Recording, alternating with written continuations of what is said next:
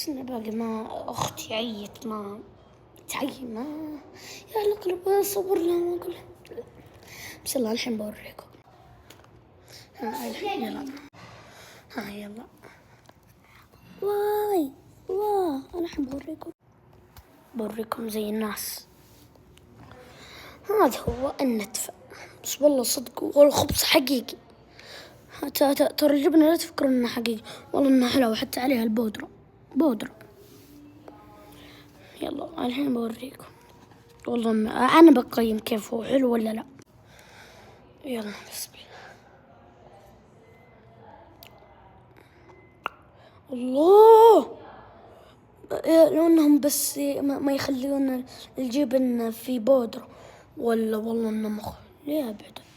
لا بس إنه حلاوة، ويا ليت إنهم ما خلوها حلاوة، والله إنه على المخ، أقسم بالله إنه حلو.